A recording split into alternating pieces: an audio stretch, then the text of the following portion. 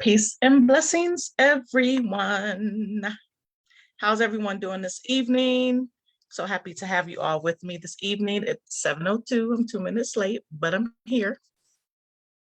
How's everybody? Today is hump day. We are literally in the middle of the week. How has your week been shaping up? Definitely drop something for me in the comment section.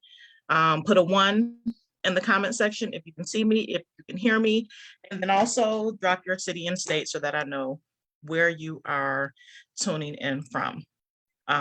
So if you all do not know me, or if you are new to me, my name is Tamara T. Bush, and weekdays during the month of March, I am providing clarity on consumer laws, right? This is information that we need to know because we need to know when we're being violated, and we also need to know how to be able to properly assert ourselves when we are handling our personal business, right? So go ahead and share out this broadcast to anyone that you believe needs to see and hear this information. This information is going to be important for us, especially with everything that's going on in the world right now. This whole Russia-Ukraine situation. So it's time for us to tidy some things up, right? Because we don't know exactly where this is going to take us and how it's going to affect us in the US. So I look at this as an opportunity for us to, begin to take care of our personal business. So definitely share this broadcast out. I'm going to go ahead and share this now in a few places just to ensure that everyone is receiving this broadcast. All right, so let's go ahead with that. I'm going to share it again to a few places here, so just give me a moment. And definitely go ahead and share this out to your friends and family. Share. All right, perfect. All right, I think we're good to go. I think we are good to go. Okay, perfect. All right. So yesterday, we went over the Fair Debt Collection Practices Act.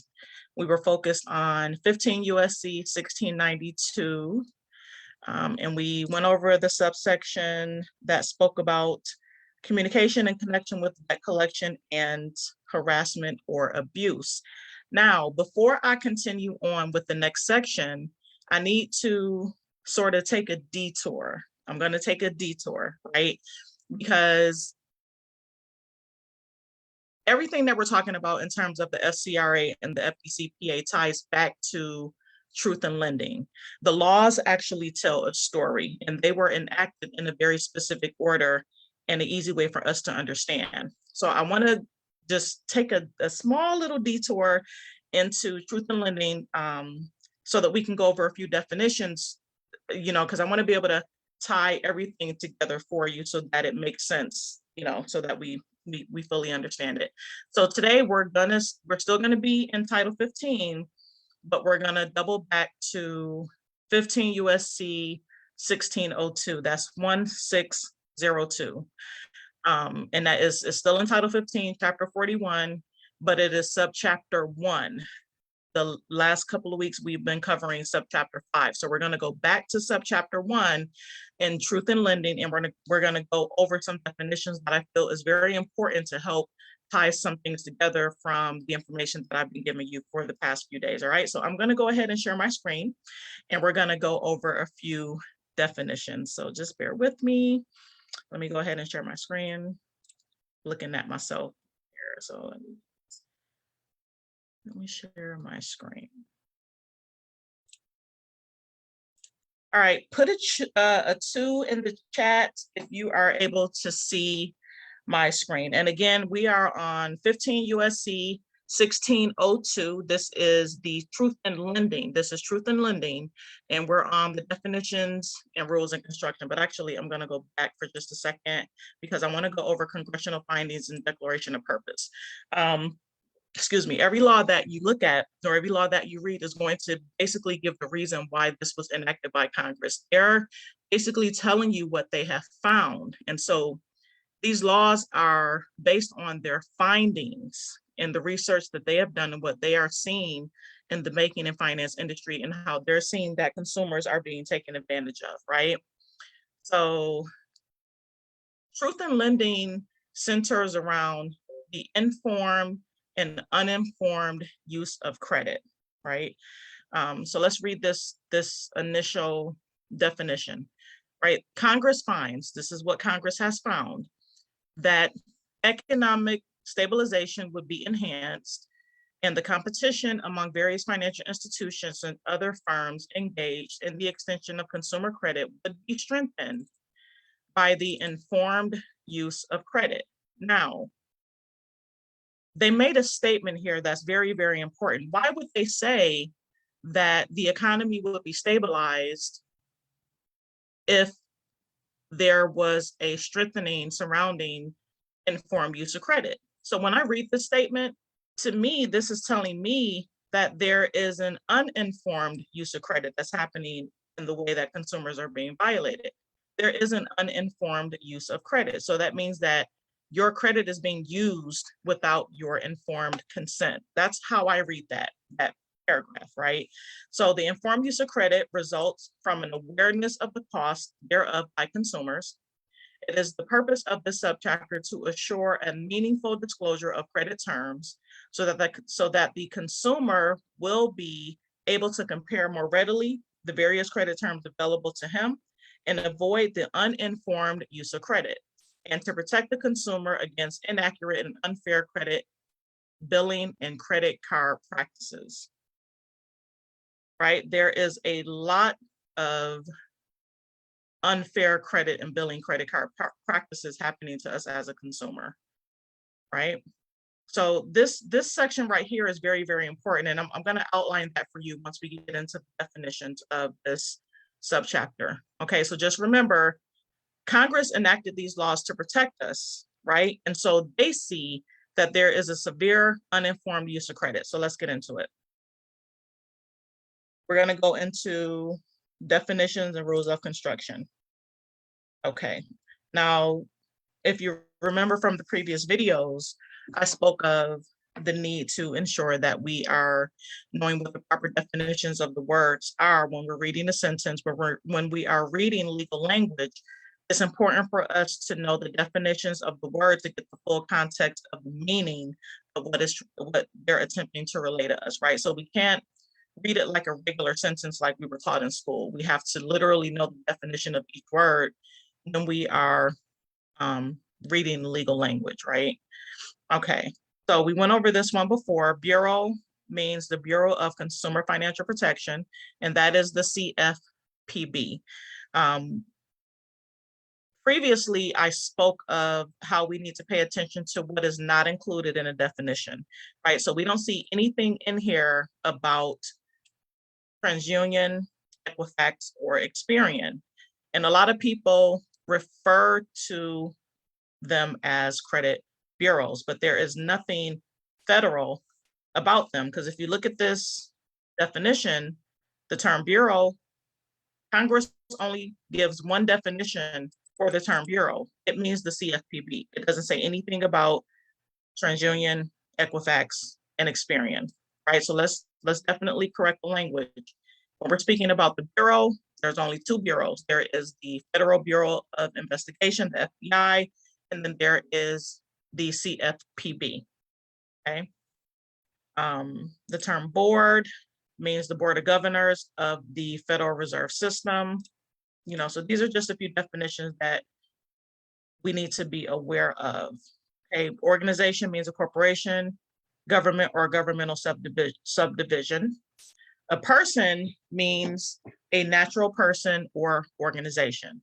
Now, we also saw that the term consumer means a natural person, but the term consumer, as defined in the FCRA and the FDCPA, does not include the term organization, right? So there's a difference in the definition. There is definitely a difference in the definition, right? It could mean a natural person or an organization. and an organization being a corporation, government, or governmental subdivision, or agency, trust, etc., state, partnership, cooperative, or association. Okay. The term credit means the rights granted by a creditor. Rights granted. That means that you're granting something to someone that does not previously have that right to hold, right? Means rights granted by a creditor. Who's the creditor? And this is something that we went over initially when we went over the definitions of the FDCPA. We said that it refers to a person who both regularly extends, now it says both regularly extends, whether in connection with loans, sale of property, or otherwise, consumer credit, which is payable by agreement in more or four installments, or for which the payment of finance charge is or may be required. I'm not going to read the entire paragraph, but the reason why I bring this up again is because I know that there is a lot of people walking around stating themselves to be the original creditor. And so we have to make sure that we are using that terminology in the context of the meaning, right? Because it says both, who regularly extends. We know that we regularly extend credit. So we know that when we go into a bank or we do any type of transaction, which is a signature, or the proper term is autograph, because your autograph is money. Anytime that we sign a document, that creates the money. When we sign a promissory note, it literally creates the money. So our autograph is very valuable. And so I get why people call themselves the original creditor, because without our signature, there is literally no money, right? But again, we just have to make sure that we pay attention to how the law defines an original creditor. And when you're going after companies for remedy, how the law assigns liability to any party that is included in a consumer credit transaction. Okay, so it says who both regularly extends, right? And then it gives the second part of that is the person to whom debt arising from a consumer credit transaction is initially payable on the face of evidence or indebtedness, right? If there is no such evidence of indebtedness by agreement, right? So we definitely have to pay attention to that. Now, I want to go down to, there's so many definitions, but these, I'm going to go over the ones that I want to, be able to provide clarity on. J, the terms open-ended credit plan. Open-end credit plan. Okay, let's look at it. The terms open-end credit plan. An open-end consumer credit plan means a plan under which the creditor reasonably contemplates repeated transactions. So what is a repeated transaction? Something that you have to pay on regularly, something that is revolving, something that can go on forever. So what is an account that you know of that's revolving, or something that's basically going to go on forever unless the creditor closes the account or you choose to close the account as a consumer, right? Credit cards. It's a credit card. Okay, so let's continue to read.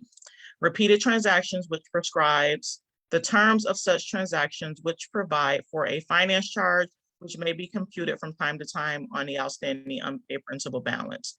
A credit plan, or an open-end consumer credit plan, which is an open-end credit plan or an open-end consumer credit plan within the meaning of the preceding sentence.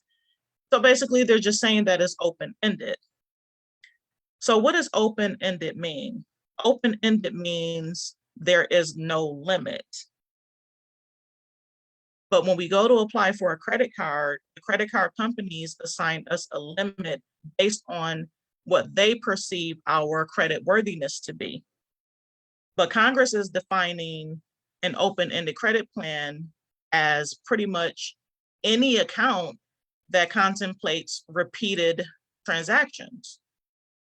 So if Congress is telling you that an open-ended credit plan is something that has repeated transactions, when I look at the definition of an open-end credit plan, That tells me that my credit card should be open-ended, that there should be no limit,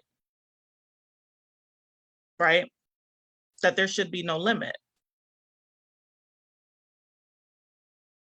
So just think about that for a second. Why aren't all of our credit cards open-ended? They're supposed to be open-ended. Think about it for a second. And this is a federal definition, right? This is not something that I just made up. I'm literally reading from the definition. Open-ended. So keep that in the back of your mind when I go into additional lessons to provide clarity on more subchapters within truth in lending. Okay, so the term credit card. Now this right here, when we think of a credit card, we think of Discover card, MasterCard, Visa. You're thinking of, an actual credit card.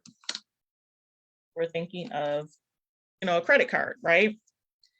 Now, Congress defines a credit card as any card. Now, remember when I went over these definitions and I said, anytime that you see the word any, that means all. So that means all cards. So what other cards do you have in your wallet besides your credit card? What are some of the other cards that you have in your wallet? Do I have my wallet? Yeah, I have it. What's another card that you have in your wallet? That's an actual card. Oh. Okay. What's another card that you have in your wallet? Is this not a card? That's the back of my driver's license for those of you that may not be able to see. That's my driver's license. It says any card, does it not? Is this not a card? The term credit card means any card, plate. What do you know is a plate? What plates do you know of that exist, right? It says plates. The only plate that I know of is a license plate. What other plates are there? The only plate that I know of is a license plate. Okay, so the term credit card means any card, credit card, driver's license, plate, license plate, coupon book, or other credit device existing for the purpose of obtaining money, property, labor, or services on credit. Now, let's go back and look at the definition of plate, okay? When you're driving along up the street, right, speeding, whatever, you get pulled over by you-know-who, and what is the first thing that they ask you for? Your driver's license. It says any card. So are they not asking you for your credit card? Your credit card. Your driver's license is any card. It's a credit card. It means any card. What other cards do you have in your wallet? You have your credit card, your driver's license, which is also a card. You have your social security card. Remember, the definition means any card. So isn't your social security card a card, right? The officer runs your license plate, your plate, so that he can charge your credit card. Your license plate is a credit card. This is why they use the terminology charge. You have been charged with a speeding ticket. You have been charged with a misdemeanor. You have been charged with a felony, because they are literally charging your open-ended credit card, i.e. your social security card, your driver's license card, your license plate, which Congress defines as a credit card. Coupon book. We don't receive coupon books in the mail anymore because we have a system of electronic payments that we use to pay our bills. But back in the day, didn't we used to get like an actual coupon book where you rip out the coupon, you put it in the envelope and you attach your check to it and you mail the payment in? That was a coupon book. that was also a credit card. Congress defines a coupon book as a credit card or other credit device existing for the purpose of obtaining money, property, labor, or services on credit. So the reason why I wanted to go over this definition is because I'm trying to show you that every single thing that we do every day of our life is some sort of consumer credit transaction. It is a business transaction, right? It's a transaction. Everything in this world is commerce. It's all commerce. So if you're thinking, okay, well, you got a speeding ticket, and that's just the normal course of business. You were speeding, but the officer charged your credit card and they wrote you a ticket that they expect you to pay, right? Anytime that someone is asking you for your social security number, they're asking you for your credit card. So there's transactions that are happening on the private side of things that you have no clue about. And so this is what Congress is speaking about when they're talking about the uninformed use of credit, the informed use of credit, because your credit card, i.e. your ID, your license plate, your social security card is constantly being charged without your informed consent. There are transactions happening behind the scenes that you have no clue about. There are people making money off of your credit card, but you're not benefiting from those transactions. You are not benefiting. So this is what this means.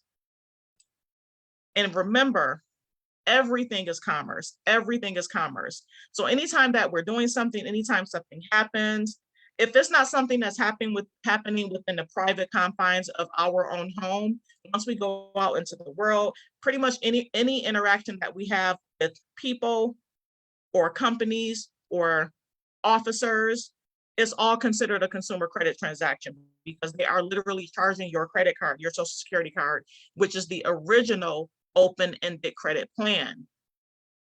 The original credit card. If you go and speak to one of your elders, the social security card used to look completely different. It actually had an account number on the social security card.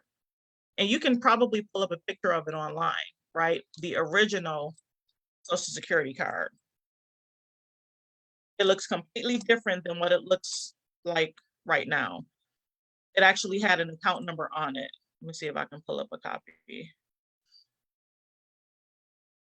Yeah, so here's, see if you guys can see this.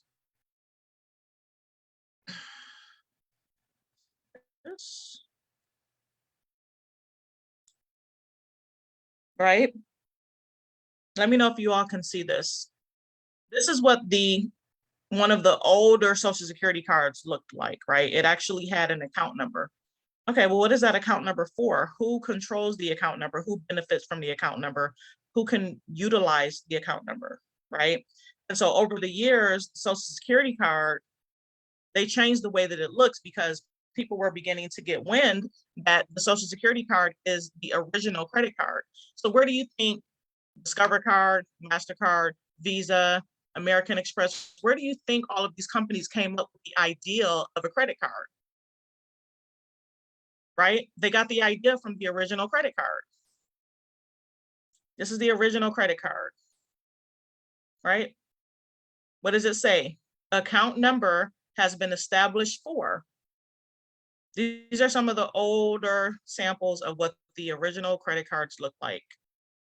And over the years, they changed it, they switched it up. They definitely switched it up, right? Account number, it actually said account number on it. The credit card is the original open-ended credit plan. Go and find and speak to, grandmother or grandfather and see if they still have the original copy of their credit card or the original credit card.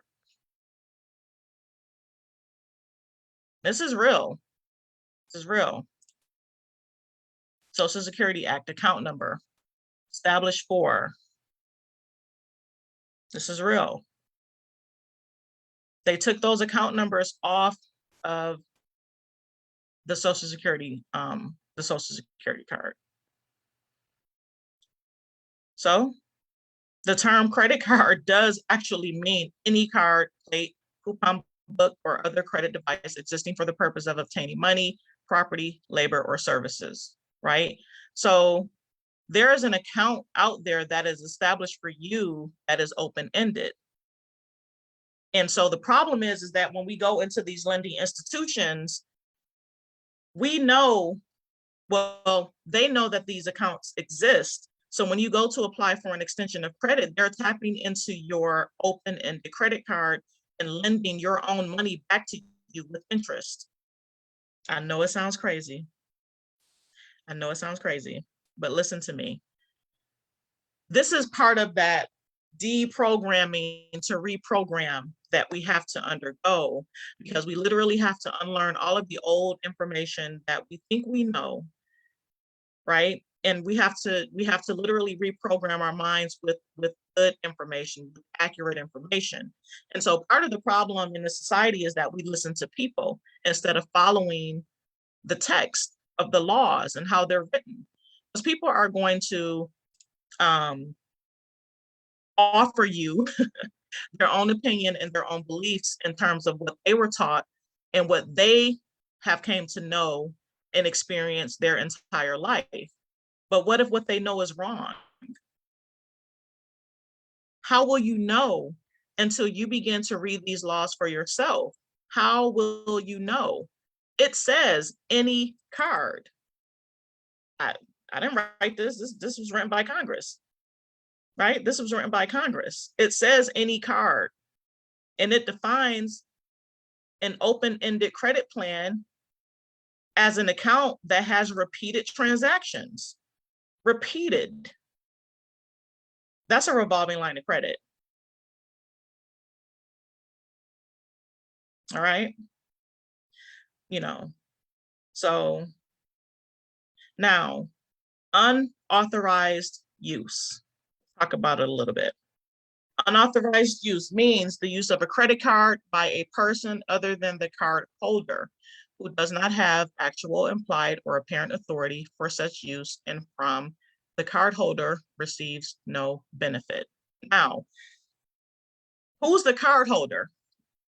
You have the card in your possession. You are the card holder, right? But the transactions are taking place under which the card holder receives no benefit. So if there are transactions and everything taking place that you don't know about, you didn't receive a benefit, they received a benefit, that is uninformed use of credit. That is unauthorized use. That is unauthorized use. And so what does Congress say about unauthorized use?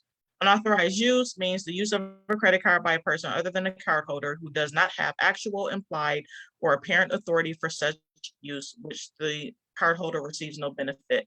I'm going to give you the prime example of unauthorized use. And this happens to us every single day, every day. But we don't know that it's happening. Okay, so hear me out. When you go and apply for a credit card or any type of account, right? A loan, credit card, a mortgage, car loan, personal loan, secured or unsecured, whatever that transaction may be, right? I'm gonna stop sharing my screen for a second because I want to be able to, want you to see. See. All right, so I'm gonna stop sharing for a second because I need for you all to hear me, okay? One of the greatest examples of unauthorized use is when you go and you apply for something and you get denied. And so what you don't know is that anytime an inquiry pops up on your credit report, that is evidence that a transaction has taken place. A transaction has taken place, but you as the cardholder received no benefit. Someone still made money off of that transaction. It just wasn't you. It just wasn't you. That is the biggest example of unauthorized use and uninformed use of credit. That is the biggest example. right? And so no one's going to tell you that a consumer credit transaction took place in which you received no benefit. You just know that you got denied. You got denied. That's all you know. But you don't know that when you went to apply for something, they were literally chopping your credit, right? So you know how when you go to a dealership and you go to apply for a car loan and they shop your credit around, right, to all these different places, and you end up having like a zillion inquiries on your credit report. And then they come and they try to offer you a loan, with a double-digit interest rate, with a payment that's ridiculously high. And you're like, wait a minute. And so every single time that they shopped your credit, every company that appears as an inquiry on your credit report, someone got paid. You just didn't get paid. An inquiry is evidence that a transaction took place in which you received no benefit, right?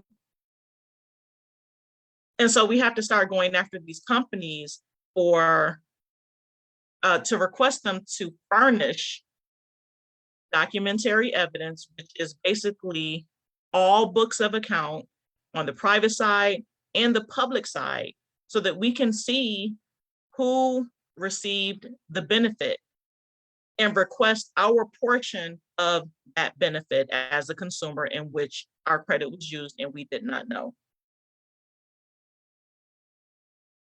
See, I'm gonna tell y'all right now, dealing with me, your mind, I'm trying to get you to start thinking outside the box. We need to start thinking outside the box, and we really need to know and understand that the way that things are set up, these corporations are not going to do anything unless they receive a direct benefit initially.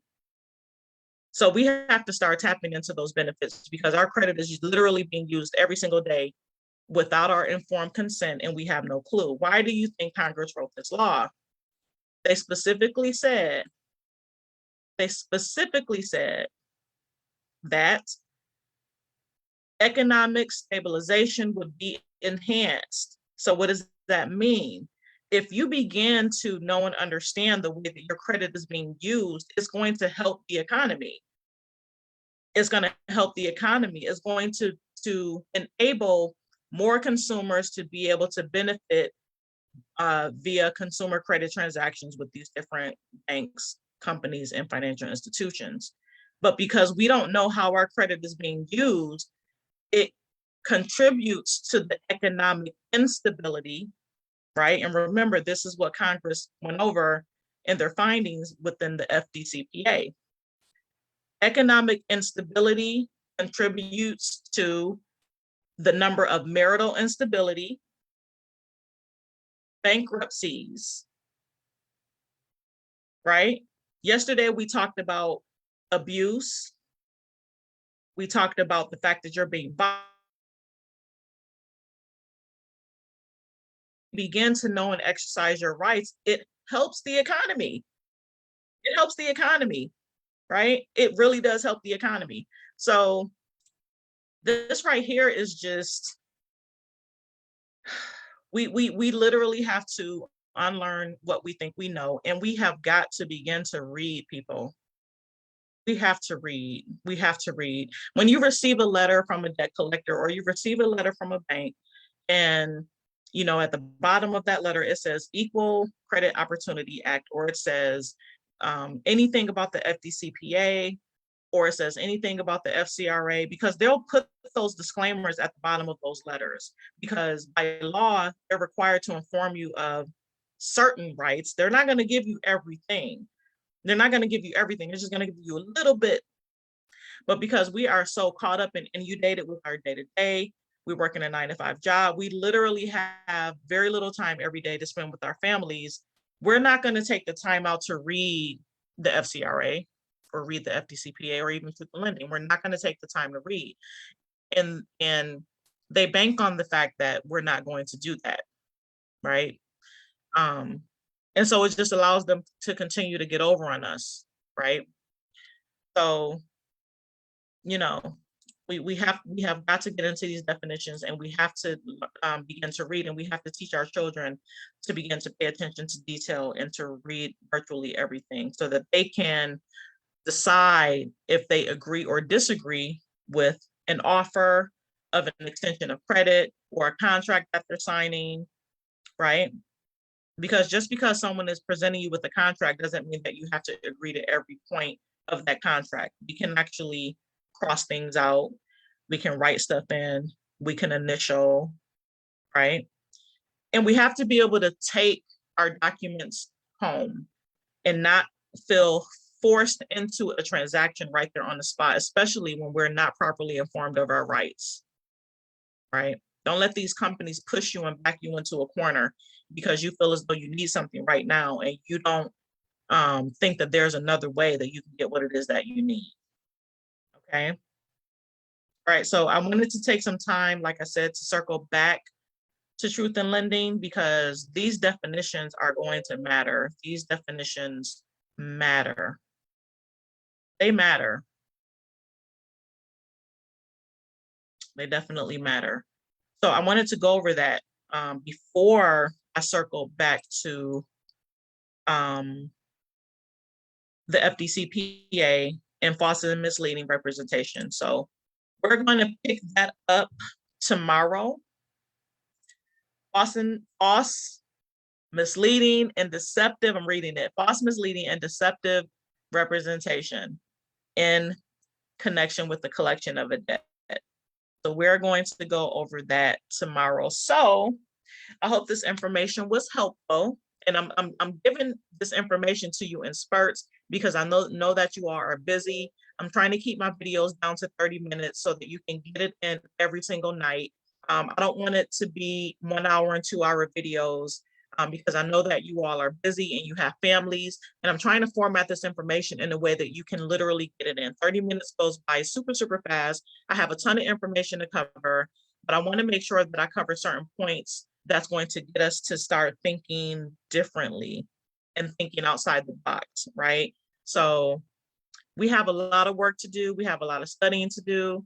And again, my job is to come in and provide clarity for you on consumer laws in a way that you can understand and take it and apply it to your life. So again, thank you all for joining me.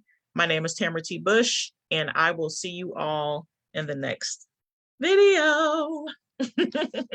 You all make it a great evening. Peace and blessings, everyone.